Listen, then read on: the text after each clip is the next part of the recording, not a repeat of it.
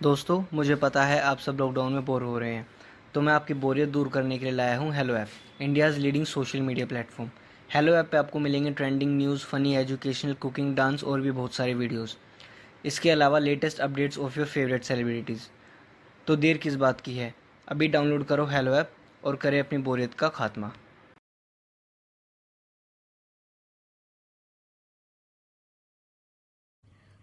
रेणुका की शादी कुछ ही दिनों पहले शास्त्री नगर में हुई थी।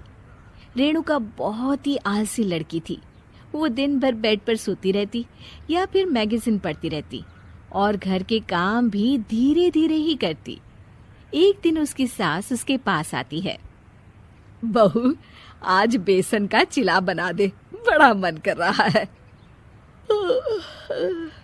हाँ मम्मी जी, बनाती हूँ थोड़ी देर में। थोड़ी देर में?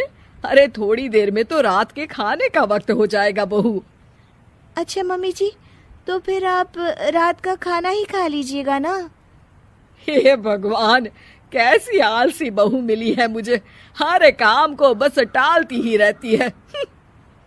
रेणुका दिन भर बस आलस पना ही करती रहती। एक बार रात के खाने पर सब बैठे हैं तो रेणुका का पति कहता है, अरे ये क्या, आज फिर से करेला? रेणुका, हफ्ते में तीसरी बार ऐसा हुआ है कि करेला बन रहा है। कुछ भी बना लिया करो। अरे इतनी सारी सब्जी मिलती है मार्केट में।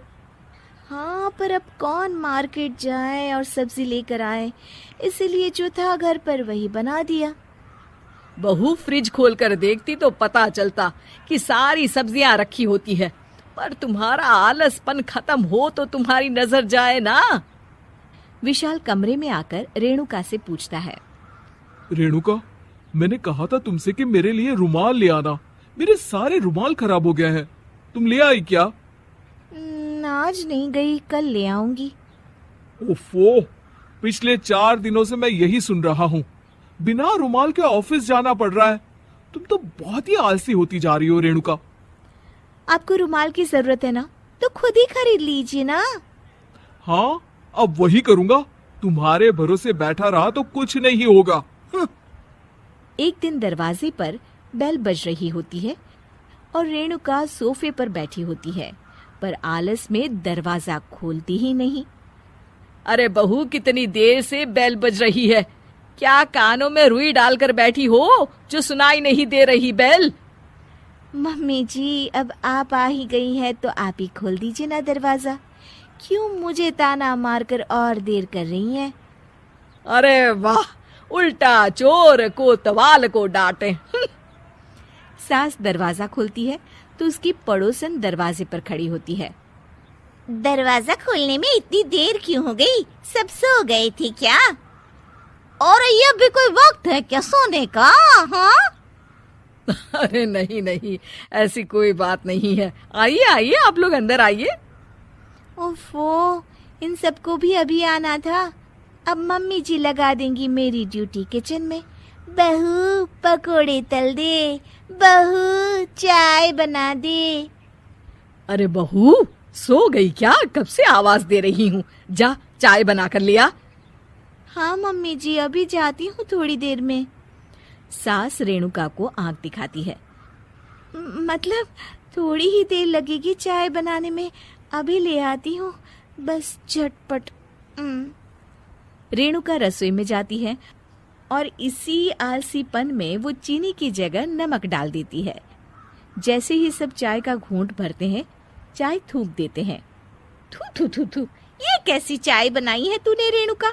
इसमें तो सारा नमक भरा है। हाँ, और ये पकोड़े, इसमें इतनी मिर्च है कि मेरी तो हालत ही खराब हो गई खाकर।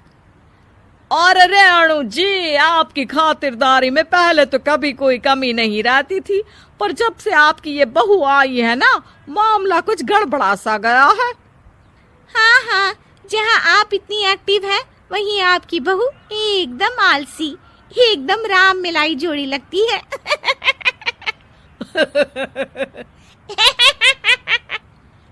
अच्छा जी, चलते हैं अब। नमक वाली चाय पिलाने के लिए बहुत बहुत शुक्रिया। सब वहां से चले जाते हैं। अरे तूने तो मेरी नाक ही कटा दी बहू। वे लोग क्या सोच रहे होंगे मेरे बारे में। मम्मी जी, मैंने तो शक्कर ही डाली थी, पता नहीं नमक कैसे बन गई शक्कर। शक्कर नमक नहीं बना बहू रानी, तुम्हारा ये जो आलसपना है ना, ये उसी का नतीजा है। सॉरी मम्मी जी, अब मैं ये आलसपन छोड़कर सारे काम अच्छे से मन लगाकर करूंगी।